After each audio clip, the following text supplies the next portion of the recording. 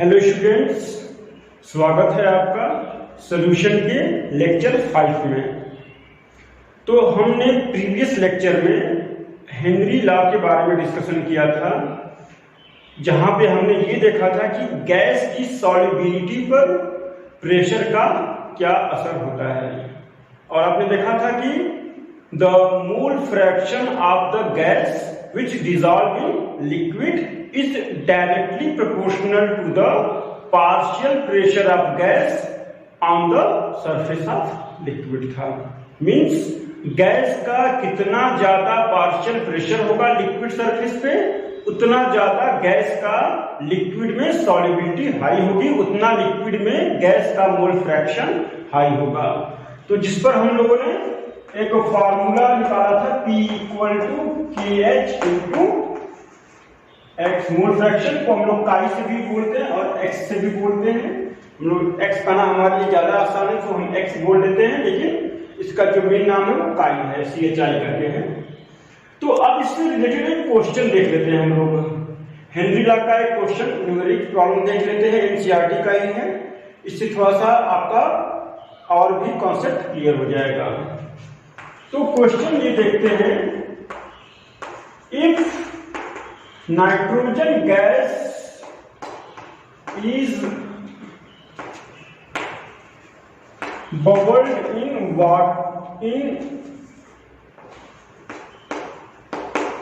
1 liter water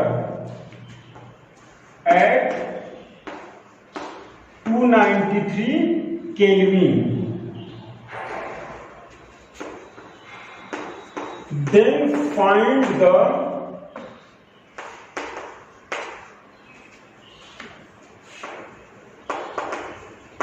millimoles of nitrogen gas dissolved in 1 liter water at 293 Kelvin. If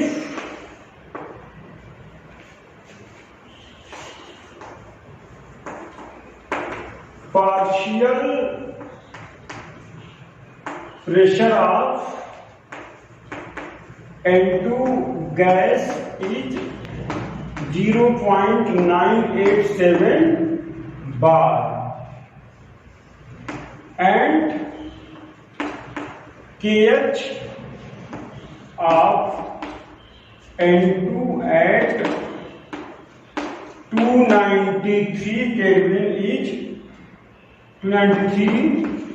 Kelvin is 76.48 kilo बार।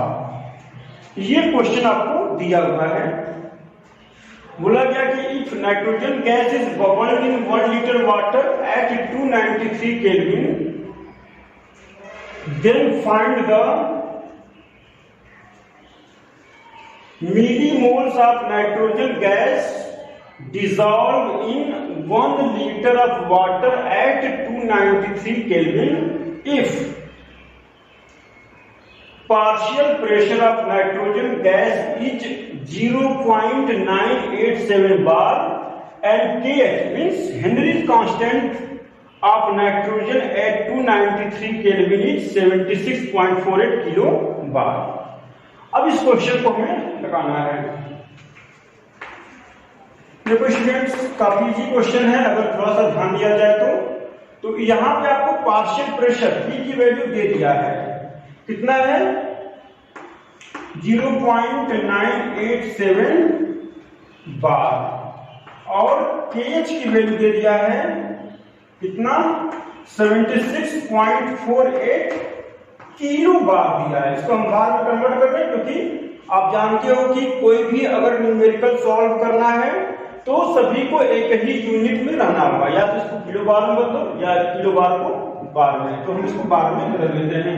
कितना आ जाएगा 76480 बार। तो दो चीजें मिल गया। अब हम क्या मोल फ्रैक्शन x को फाइंड कर सकते हैं। तो since P equal to KH into X, therefore X equal to P upon KH हो जाएगा। पार्शियल प्रेशर कितना है? 0.987 और KH की वैल्यू कितना है? 76,480, दोनों ही बाद में है, इसलिए अब हम इसको डिवाइड करना तो कोई दिक्कत नहीं आएगा। इसको तुम लोग डिवाइड करके देख लेना। 1.29 into 10 to the power minus 5,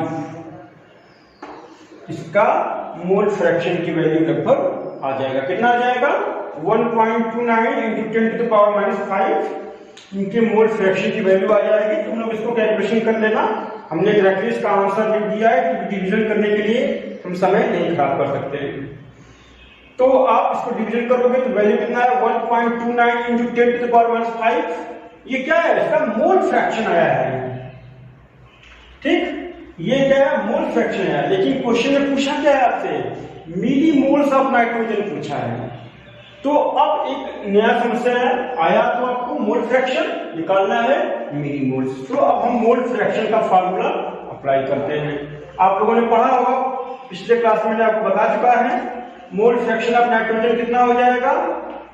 number of moles of nitrogen upon number of moles of nitrogen plus number of moles of water, क्योंकि नाइट्रोजन गैस किसमें डिसॉल्व किया गया है? वाटर में। तो हमें number of mole fraction of nitrogen equal to क्या होगा? Number of moles of nitrogen upon number of moles of nitrogen plus number of moles of water. तो इससे हम इसको सॉल्व करने की कोशिश करते हैं।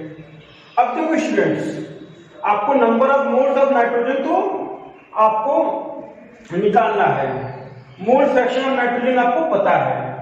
अच्छा, number of moles of water निकाला जाए? आपको पता है since 1 litre of water have 1 kilogram mass, तो नंबर ऑफ मोल निकाल लें 1 किलोग्राम मास का। 1 किलोग्राम को हम 1000 ग्राम कर सकते हैं और वाटर का मॉलिक्यूलर मास कितना आ जाएगा? 55.5 मोल। तो 1 किलोग्राम पानी में, मतलब क्योंकि 1 लीटर पानी का वेट कितना होगा? 1 किलोग्राम के बराबर होगा। क्यों?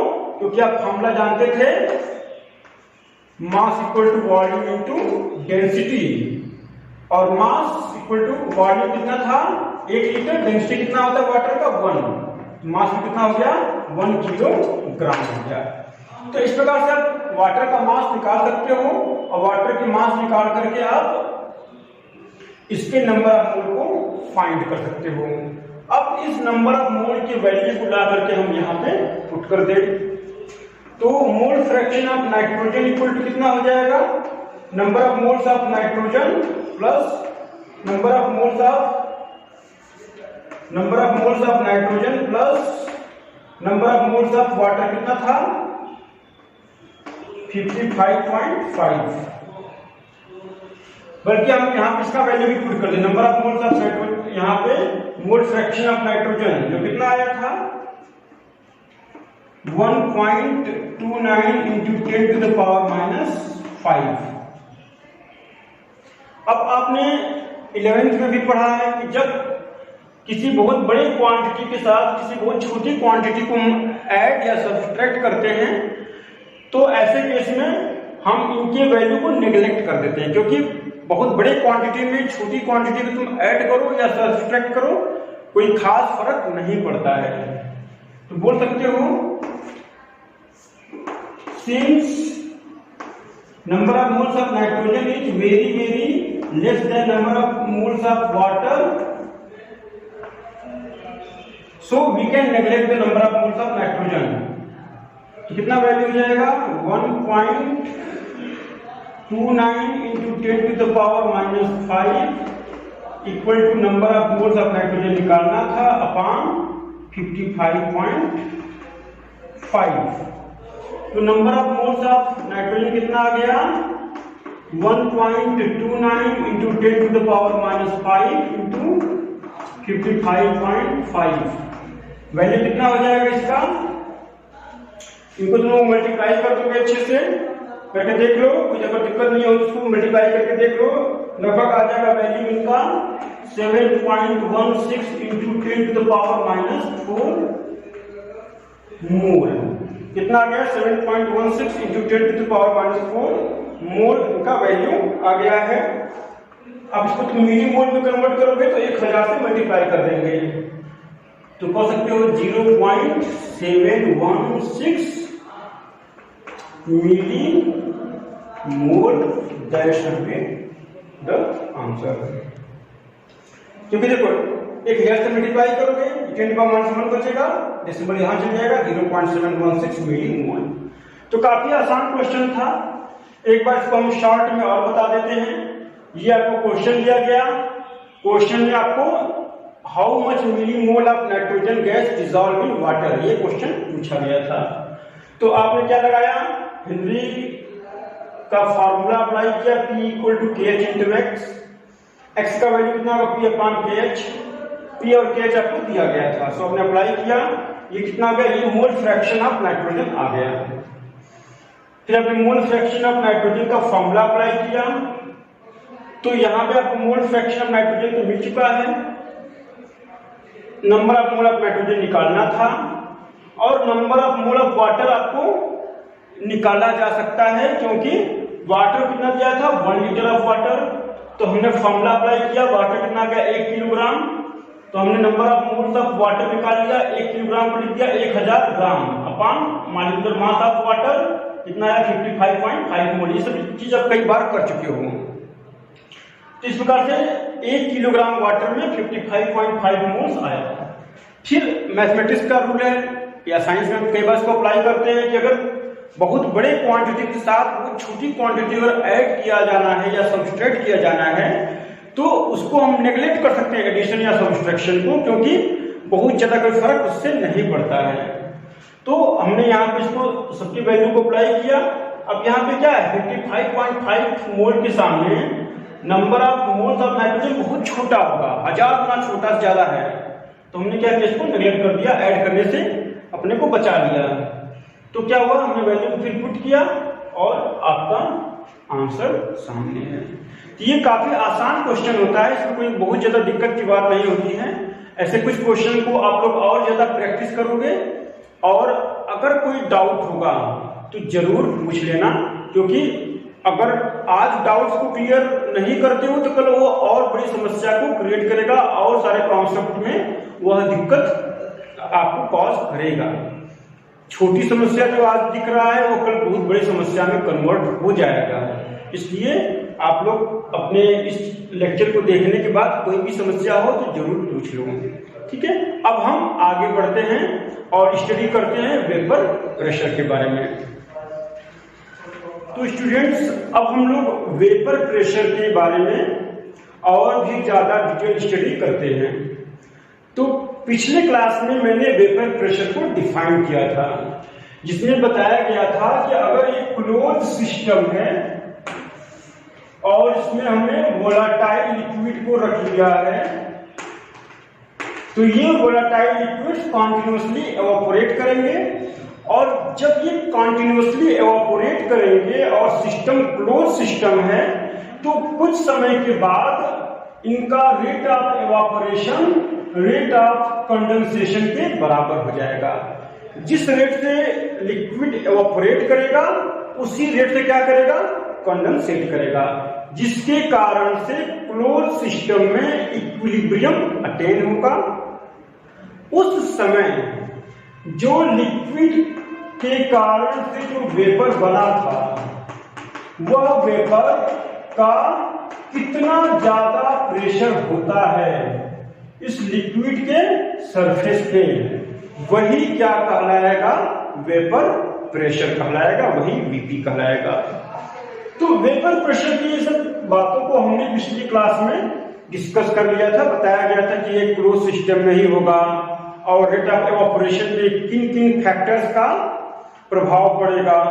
अगर आप नहीं देख पाए हो तो हम वीडियो की डिस्क्रिप्शन में उसका लिंक दे देंगे, आप अच्छे से उसको जरूर देख लेना। अब हम आगे बढ़ते हैं और देखते हैं कि हम सॉल्यूशन को कितने प्रकार से बनाते हैं, किस किस टाइप के सॉल्यूशन का फॉर्मेशन करते हैं। तो देखते हैं हम कि सॉल्यूशन इन लिक्विड फेज। अब स्टडी करना स्टार्ट करते हैं। क्या solution in liquid phase. Liquid phase में अगर सॉल्यूशन है तो ये कितने टाइप का होगा और इसमें क्या क्या इसके जरूरी पॉइंट्स हैं, हम उसको अब देखते हैं। तो देखो, हम लोगों ने एक बार डिस्कस किया था सॉल्यूट और सॉल्वेंट को। अब आप सोचो कि अगर सॉल्यूशन लिक्विड फेज में है तो क्या बताया गया था कि सॉल्यूशन हमेशा जो मेजर क्वांटिटी होगा उसी के फेज को फॉलो करता है। क्या बताया गया कि solution always follow the solution always follow the phase of major component. ठीक, क्या बोला गया? Solution always follow the phase of major component. दूसरा बात, आप जानते थे in solution major phase is क्या होता है? सॉल्वेंट। सॉल्यूशन में मेजर फेज क्या होता है? सॉल्वेंट होता है। तो क्या समझ में आया कि solution mostly follow the phase of solvent. So result क्या निकल के आया यहां से? Solution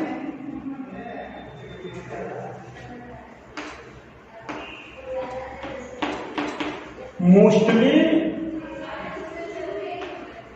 follow the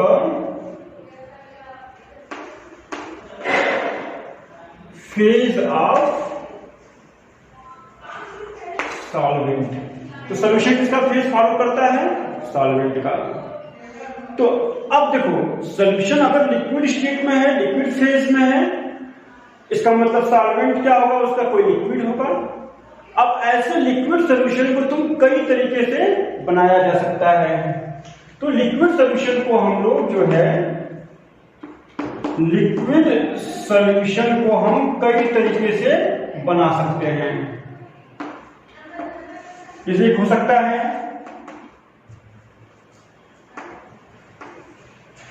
solid dissolve in liquid. Solid dissolve in liquid मतलब सॉलिड क्या हुआ? सोल्यूट, और लिक्विड क्या हुआ यहां पे? सॉल्वेंट। दूसरा क्या हो सकता है? लिक्विड डिसॉल्व इन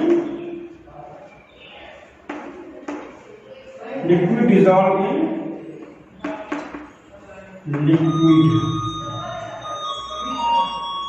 ठीक, तो यहां पे लिक्विड सॉल्यूट भी है और लिक्विड सॉल्वेंट भी। एग्जाम्पल दे सकते हो, इनका एग्जाम्पल क्या हो सकता है? Sugar in water. इनका एग्जाम्पल अल्कोहल इन वाटर। और तीसरा क्या हो सकता है? Gas dissolve in liquid. तो यहां पे सॉल्यूट कौन हुआ? गैस। गैस क्या हुआ यहां पे आपका? सॉल्यूट। और लिक्विड क्या हुआ? सॉल्वेंट। तो हमने पहले क्या था, अगर आपको सॉल्यूशन लिक्विड स्टेट में चाहिए तो सॉल्वेंट को लिक्विड स्टेट में ही लेना होगा। इनका एग्जांपल हमने बताया था ना, CO2 dissolve in soft drink में, जो CO2 सॉफ्ट ड्रिंक में डिजॉल्व होते हैं, इनका एक अच्छा से एग्जाम्पल हो सकता है सोडा वाटर में, कोल्ड ड्रिंक में, सब में CO2 डिजॉल्व होता है।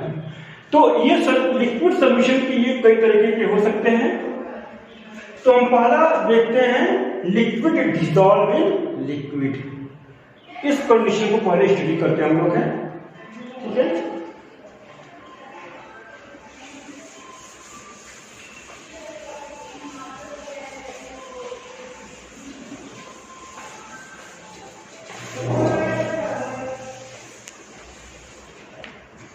तो पहला हमारा सॉल्यूशन जो है लिक्विड डिसॉल्व इन लिक्विड।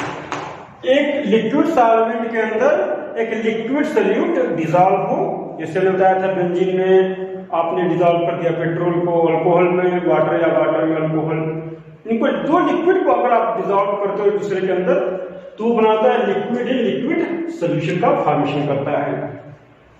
अब हम ये मान लेते हैं कि अगर दोनों ही लिक्विड वोलाटाइल हैं, अगर दोनों ही लिक्विड वोलाटाइल हैं तो एक नेट वेपर प्रेशर क्या बनेगा? If both liquids are volatile, अगर दोनों ही लिक्विड वोलाटाइल हैं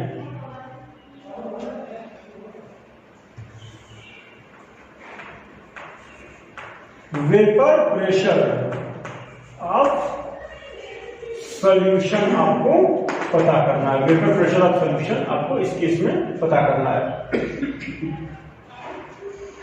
तो देखते हैं इसके बारे में। तो यहां पे अगर मान लो कि हम एक डायग्राम देख लेते हैं, यहां पे जो सॉल्यूशन है ये लिक्विड इन लिक्विड का सॉल्यूशन है। अगर ये लिक्विड इन लिक्विड का सॉल्यूशन है और हमें इसके कारण से कुल कितना वेपर प्रेशर जनरेट होगा ये कैलकुलेट करना है। तो यहां पे जो काम आएंगे वो कौन है? Dalton's law of partial pressure. Suppose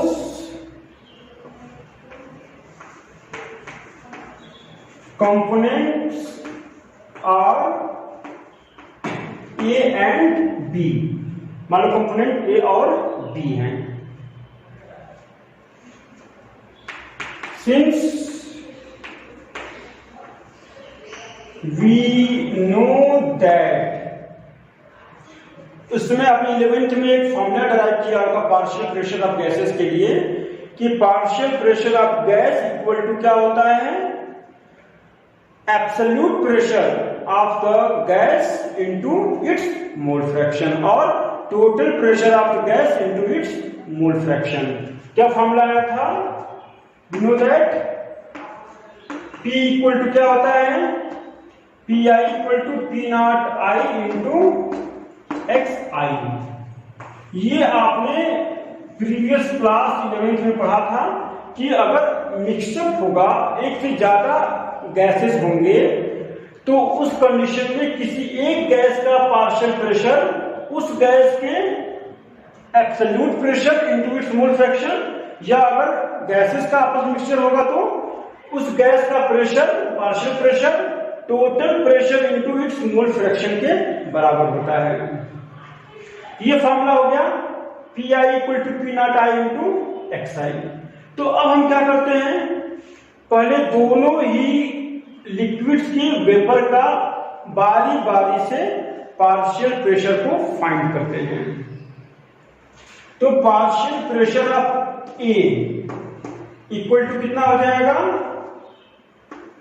P not of A, बल्कि P नॉट को ऊपर दिखाया जाता है ज्यादा अच्छा रहेगा। P not of A into mole fraction of A, P not of A into mole fraction of A। PV equal to क्या होगा, P not of B into XB हो जाएगा। दोनों गैस का अपना अपना पार्शियल प्रेशर निकल गया। हमने इस फॉर्मूला का इस्तेमाल किया जो क्या बोलता है कि किसी गैस का partial pressure total pressure into its mole fraction के बराबर होता है। सिंस यहाँ पे क्या है, दो अलग अलग लिक्विड के दो अलग अलग वेपर्स होंगे, तो हमने फॉर्मूला का अप्लाई कर दिया। अगर हमें पार्शियल प्रेशर ऑफ ए निकालना होगा तो क्या होगा, P not of A into x A. PB equal क्या होगा, P not of B into x B. अब ये P नॉट A या P नॉट B क्या है, अभी हम इसको डिस्कस करते हैं। तो फिर बोलेंगे अकॉर्डिंग टू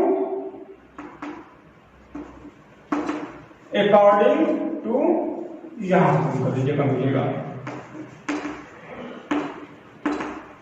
अकॉर्डिंग टू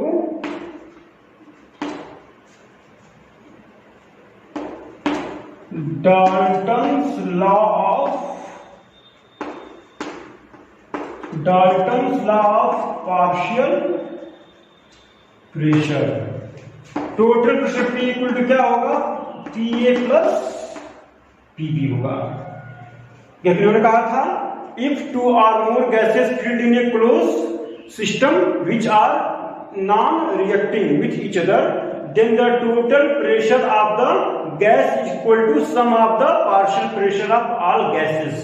इसको अपने 11th में पढ़ा होगा। बोला गया था कि अगर दो या उससे ज्यादा नॉन रिएक्टिंग गैस को अगर एक क्लोज्ड वेसल में हम बंद कर देते हैं, उसमें भर देते हैं, तो उस वेसल में टोटल प्रेशर सभी गैसेस के पार्शियल प्रेशर के सम के बराबर होगा। सभी गैसेस के पार्शियल प्रेशर को जोड़ दिया जाए, उसके जोड़ के बराबर होगा। ठीक, तो क्या हुआ, P equal to PA plus PB।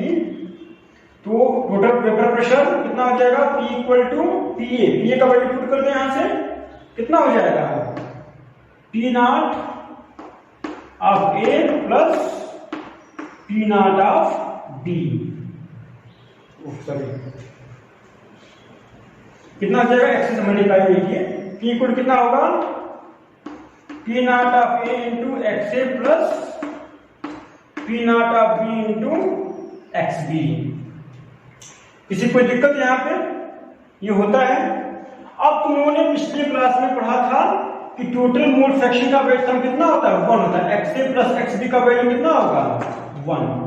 तो क्या हम एक्स ए की जगह ये कर सकते हैं, क्या 1 माइनस एक्स बी कर सकते हैं, ताकि आप पुट कर दें। मतलब हम मोल फ्रैक्शन को किसी एक टर्म में लाना चाहते हैं। तो P इक्वल टू कितना होगा, P not of A 1 minus X B plus P not of B into x B.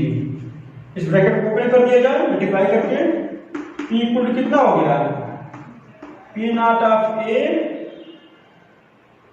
Minus P not of A into x B plus P not of B into x b आ जाएगा। अब देखा जाए x be in दोनों में common है, तो P equal to कितना हो जाएगा, P not of A plus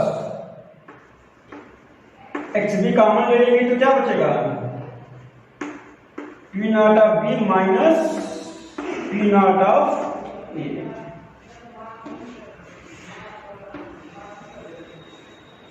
ये एक डेरिवेशन निकल के सामने आता है।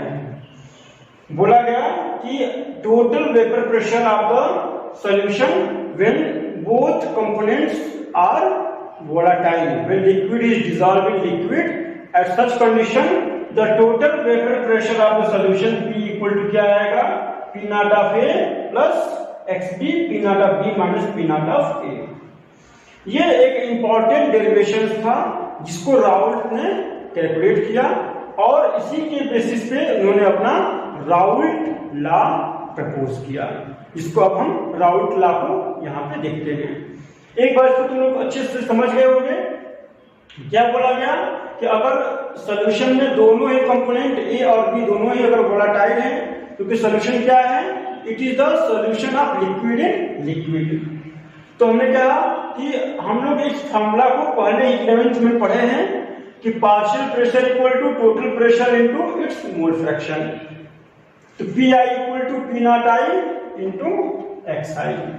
अब हमने इस फॉर्मूला का इस्तेमाल किया यहाँ पे दोनों ही कंपोनेंट के इंडिविजुअल प्रेशर को, दोनों ही के पार्शियल प्रेशर को कैलकुलेट करने के लिए। तो बोला गया कि partial pressure of a p nought of a into x a, partial pressure of b equal to P nought of b into x B. अब according to Dalton's law of partial pressure क्या होता है कि अगर एक से ज्यादा gases हैं जो कि नॉन रिएक्टिंग हैं तो टोटल प्रेशर सबके इंडिविजुअल प्रेशर के सम के बराबर होगा। तो P equal to P A plus P B, दोनों के प्रेशर को हमने जोड़ दिया, पी ए और पी बी का वैल्यू लाके यहाँ से हमने अप्लाई कर दिया और इसको आगे कैलकुलेट किया तो हमें ये डेरिवेशन निकल के सामने आता है। अब हमारा जो ये पॉइंट बचता है, ये पी नॉट क्या होता है, इसको हम थोड़ा सा देखते हैं कि ये पी नॉट किस चिड़िया का नाम है, देखा जाता है इसको। तो इसको हम लोग फॉर्मूला से डिराइव कर लेंगे। देखो क्या आया है, p I equal to P not I into x i. ठीक, ये फॉर्मूला था। अगर आप एक्स आई का वैल्यू 1 पुट कर दो, मोल फ्रैक्शन का वैल्यू 1 पुट कर दो, फॉर एक्स आई का वैल्यू 1, तो पी आई इक्वल टू क्या आ गया, P not I into 1, that is P I का वैल्यू कितना आ गया, पी नॉट आई आ गया। मतलब क्या बात समझ में आया हमें कि अगर कोई भी लिक्विड है जो वोलेटाइल है, उसका अगर मोल फ्रैक्शन 1 है, उस समय उस लिक्विड की द्वारा जो टोटल वेपर प्रेशर जनरेट किया जाएगा वह उसका एब्सोल्यूट वेपर प्रेशर कहलाएगा। तो पी नॉट आई को हम क्या कहते हैं, एब्सोल्यूट वेपर प्रेशर कहते हैं। Absolute vapour pressure, absolute vapour pressure. तो क्या बोला गया,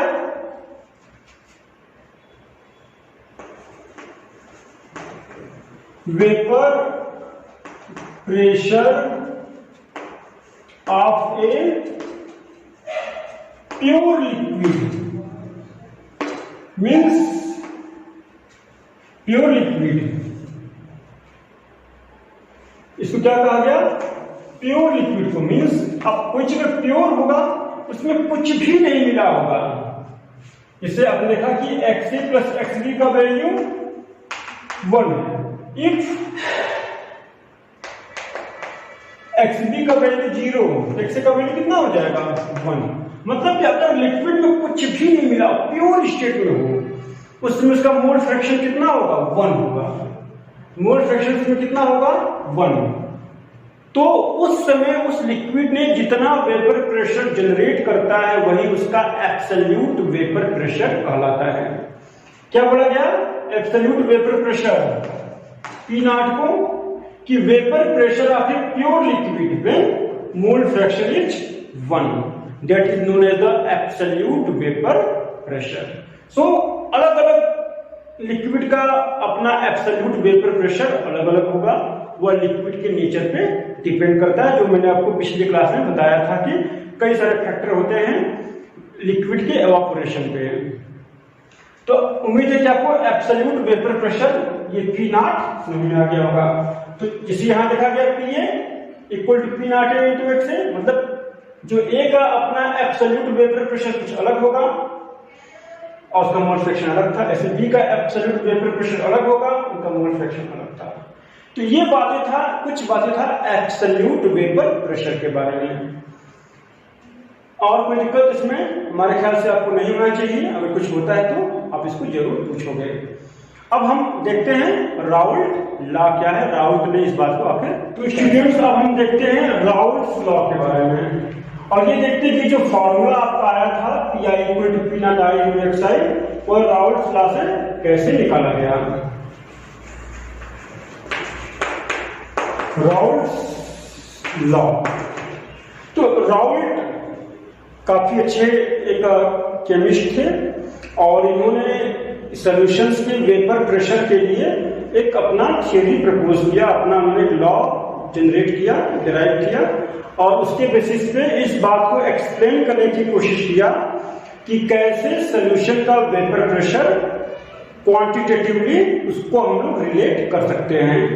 तो राउल्ट्स का ये कहना था कि अगर दो या उससे ज्यादा कंपोनेंट जो वोलाटाइल हैं वो आपस में अगर मिक्स होकर के एक सॉल्यूशन बनाए हैं तो उन्होंने ये बताया कि उस सॉल्यूशन में प्रत्येक कंपोनेंट का जो पार्शियल प्रेशर होगा वो अपने ही मोल फ्रैक्शन के डायरेक्टली प्रोपोर्शनल होगा। So according to Raoult's law, if two or more component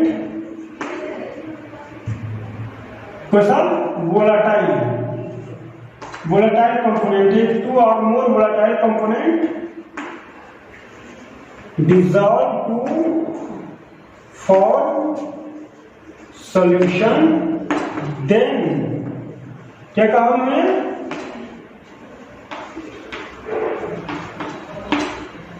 partial pressure of each component is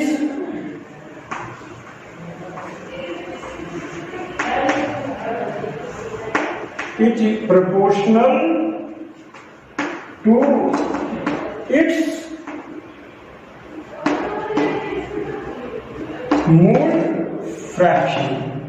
तो राउल्ट ने क्या बताया, अगर दो या उससे ज्यादा कंपोनेंट आपस में डिसॉल्व होकर के एक सॉल्यूशन का फॉर्मेशन किए हैं और वो कंपोनेंट आपस में क्या है, वोलेटाइल है, then the partial pressure of each component is proportional to its mole fraction.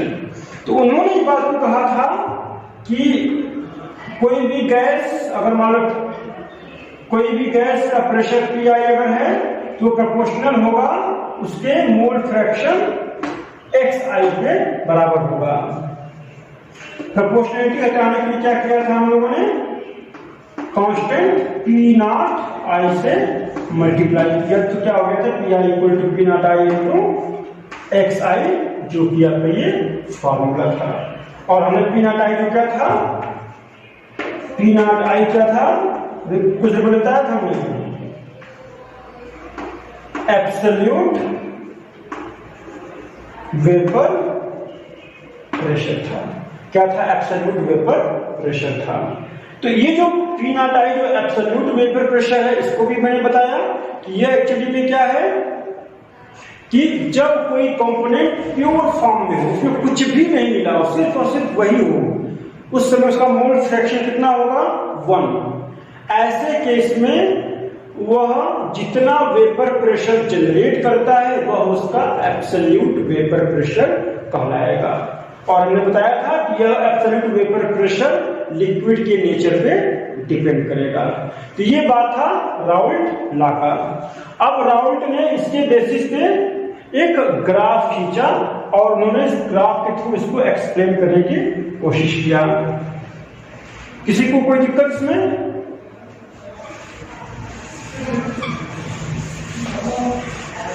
और कई सारे कंक्लूजन्स भी राउल्ट्स के निकाले गए। तो कंक्लूजन क्या निकल के आता है राउल्ट्स लॉ के थ्रू? जो कंक्लूजन्स निकल के आते हैं वो ये बोलते हैं कि किसी भी दो या उससे ज्यादा लिक्विड के, अगर मान लो हम लोग बाइनरी सॉल्यूशन की फिलहाल बात करते हैं क्योंकि हमने दो सॉल्यूशन लिया है, दो सॉल्वेंट लिया है, ए और बी को लिया है। इसमें से मान लो ए सॉल्यूट है, बी सॉल्वेंट है, या बी सॉल्यूट है, ए सॉल्वेंट है। तो अगर हम बाइनरी सॉल्यूशन के बारे में बात करते हैं तो राउल्ट ने इसको बताया, पहला बात, total pressure of solution can relate by mole fraction of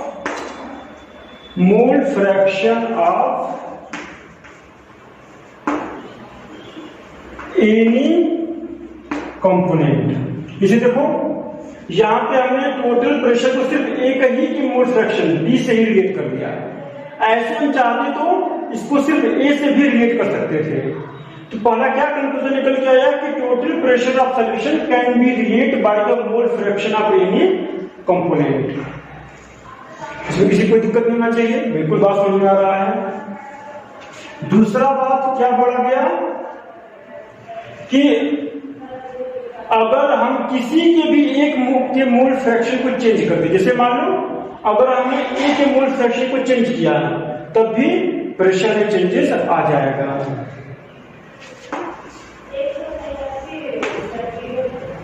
pressure of vapour pressure of solution varies by changing mole fraction of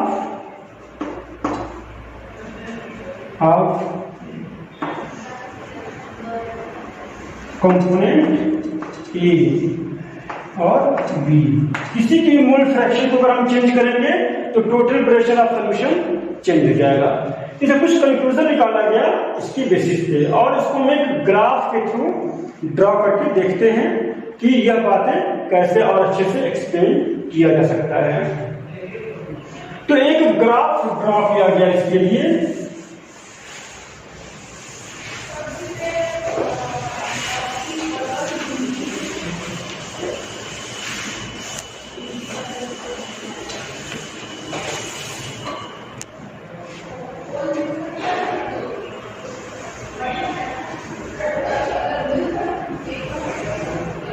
देखो, मान लो कि जो दो कंपोनेंट आपके क्या थे, ए था और बी था।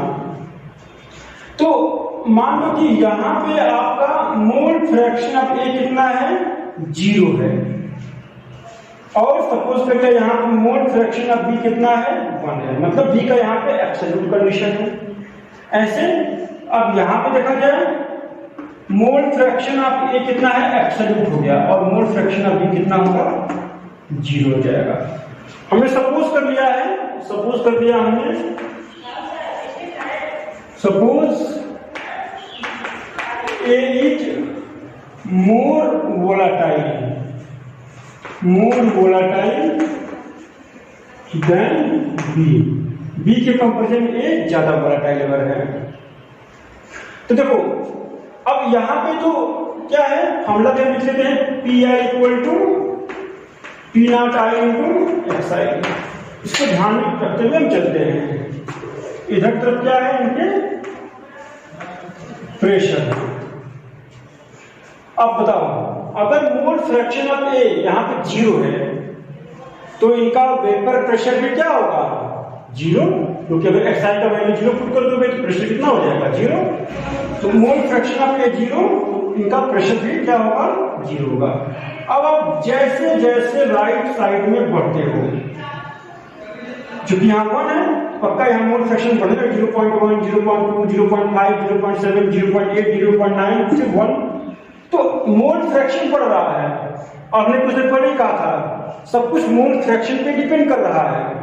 तो जैसे जैसे मोल फ्रैक्शन ऑफ ए बढ़ेगा, ए का पार्शियल प्रेशर भी बढ़ेगा। ए का पार्शियल प्रेशर बढ़ने लगा, बढ़ते बढ़ते बढ़ते बढ़ते ये यहां जाके कट गया।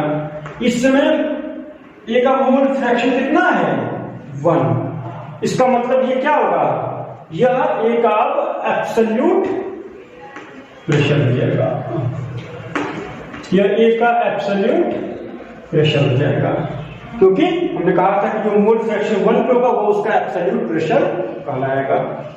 अच्छा, अब देखो हम बी के बारे में बात करते हैं।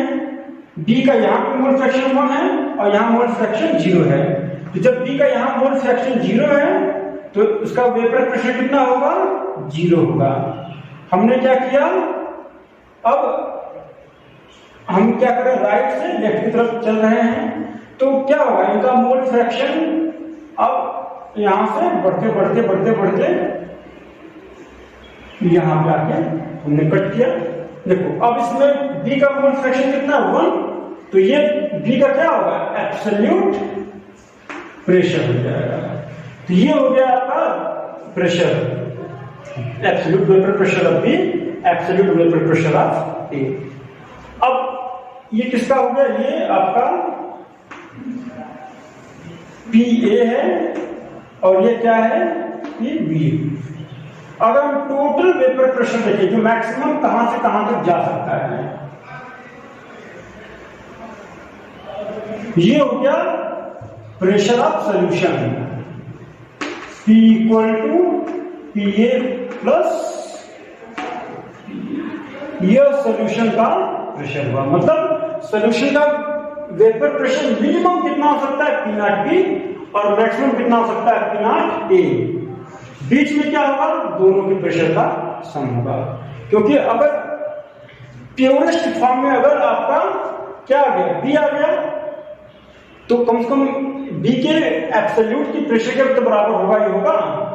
अगर सिर्फ A आ गया तो कम से कम A के तो एब्सोल्यूट प्रेशर के बराबर होगा ही होगा, और अगर दोनों आ गए तो दोनों के अब पार्शियल प्रेशर के सम के बराबर होगा।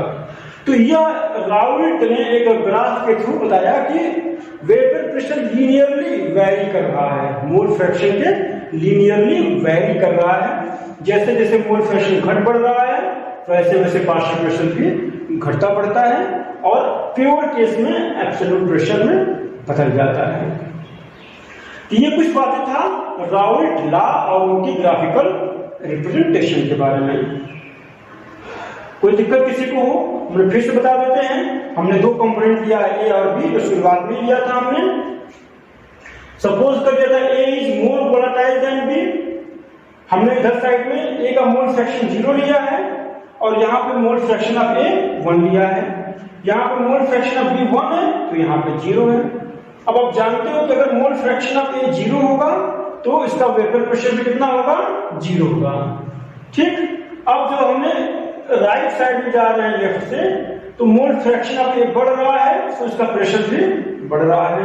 बढ़ते बढ़ते हमने मोल फ्रैक्शन ऑफ ए 1 ले लिया, उस समय जो इसका प्रेशर होगा वो क्या कहलाएगा, absolute vapour pressure of A. Similarly B का दिया absolute vapour pressure of B, तो वेपर प्रेशर ऑफ सॉल्यूशन क्या हुआ, दोनों के वेपर प्रेशर का सम हुआ है। तो ये बातें था राउल्ट लॉ के लिए। अब बोला गया कि ऐसे अगर ये गैस फेज हो, if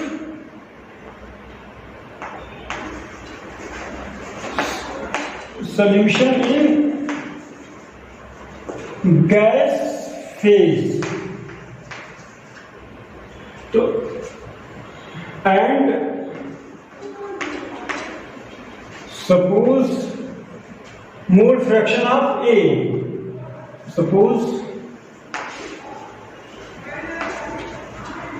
mole fraction of A जो क्या है YA है, and mole fraction of B कितना है, YB है। तो क्या होगा, total vapour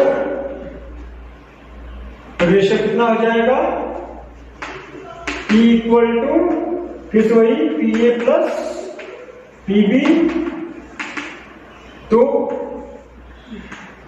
P0A into YA plus P0 of B into YB के बराबर हो जाएगा। तो ये कुछ बातें था वेपर प्रेशर के बारे में, जो ही काफी ज्यादा इजी है, कोई खास इसमें नहीं है। एक बार बस आपको वीडियो को अच्छे से लेक्चर को देखना होगा, नहीं समझ में आया रिपीट करके देखना होगा। कोई ज्यादा दिक्कत होगा तो हमें आप नोटिस कराना है इस चीज को, हम आपको फिर से समझा देंगे। अब हम लोग इसका नेक्स्ट टॉपिक देखते हैं, Raoult law is a special case of Henry law.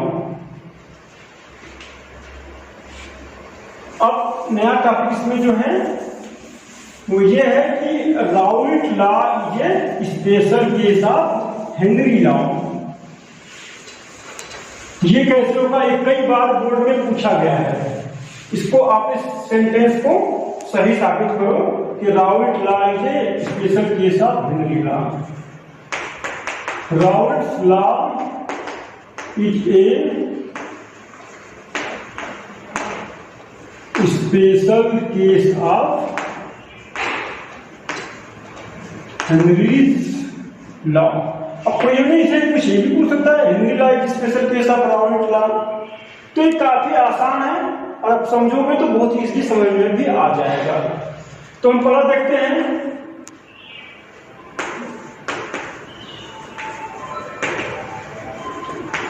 According to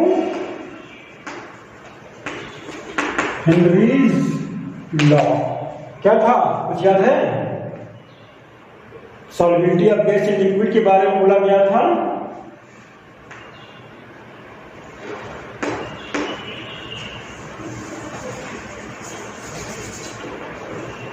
P equal to KH into X बोला गया था।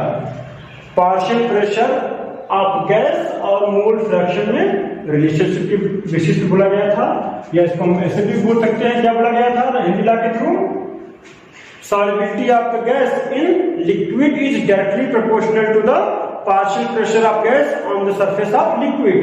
तो partial pressure of the gas on surface of liquid, proportionality हटाने के क्या किया था हम लोगों ने, हेनरीज कांस्टेंट से इसमें मल्टीप्लाई कर दिया गया था। ये हेनरी लॉ कहा था, किसी को दिक्कत होगा नहीं, ये कई बार आपने देख चुका है। दूसरा क्या बोला गया,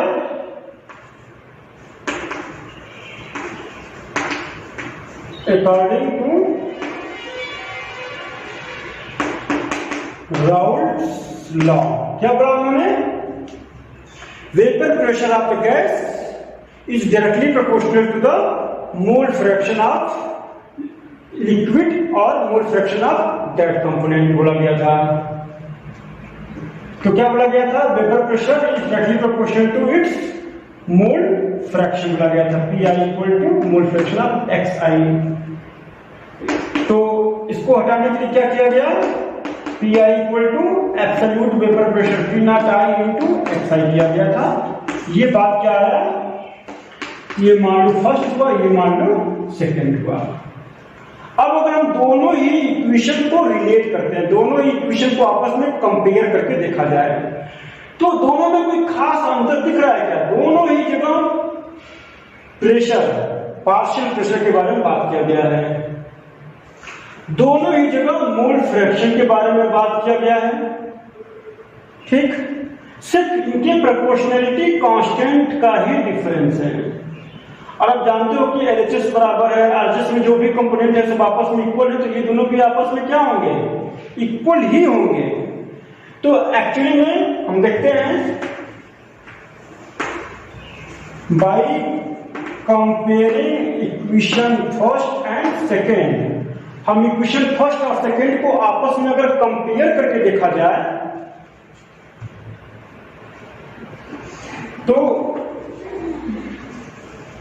बोथ इक्वेशन है प्रेशर, वो भी कैसा प्रेशर, पार्शियल प्रेशर। इक्वेशन है partial pressure on left side, both equation है mole fraction on right side, दोनों की राइट साइड में मोल फ्रैक्शन है, दोनों के लेफ्ट साइड में क्या है, पार्शियल प्रेशर है। इनको हम कंपेयर करके देखें, so we can say that KH क्या है, P नॉट I है, KH क्या आपका है, P नॉट I है। बस अंतर क्या है आप ध्यान से देखना, राउल्ट ने क्या कहा, गैस को लिक्विड में डिसॉल्व करने के बारे में बोला, मतलब गैस को लिक्विड फेज में लाने के बारे में बोला है। सॉरी, हेनरी ने क्या बोला था, गैस को लिक्विड में डिसॉल्व करने के बारे में बोला है, मतलब गैस को लिक्विड स्टेट में लाने के बारे में बोला है। और राउल्ट ने क्या बोला है, लिक्विड को वेपराइज होकर के गैस फॉर्म में कन्वर्ट होने के बारे में बोला है। बात दोनों का सेम है, सिर्फ उल्टा बोला गया है। हेनरी ने बोला solubility of the gas in liquid is directly proportional to its partial pressure. इधर आपका राउल्ट ने क्या बोला कि partial pressure of the gas is directly proportional to its mole fraction in liquid. बात दोनों का सेम था, बस उल्टा बोला गया है। उल्टा बोला गया है तो इसलिए दोनों का इक्वेशन भी आपस में क्या है, सेम है। सिर्फ दोनों के लिए जो प्रोपोर्शनलिटी कांस्टेंट माना था वो अलग अलग था। क्या देखा आपने देखा कि हेनरी लॉ में प्रोपोर्शनलिटी कांस्टेंट KH है और राउल्ट लॉ में आपका प्रोपोर्शनलिटी कांस्टेंट P0 है। इसमें इसको हेनरीज कांस्टेंट बोला गया, इसमें इसको एब्सोल्यूट वेपर प्रेशर बोला गया। सो हम कह सकते हैं by comparing both equations, by comparing both law we can clearly see that Raoult law is special case of Henry law और Henry law is special case of Raoult law. So आप इस चीज को अच्छे से डिनोट कर लोगे, अच्छे से दिखा दोगे और कई बार आपके बोर्ड एग्जाम में इस बात को, इस सेंटेंस को प्रूफ करने के लिए बोला गया है। अब इन सब चीजों को हम आगे बढ़ने के बाद कुछ नई चीजों को डिस्कस करते हैं।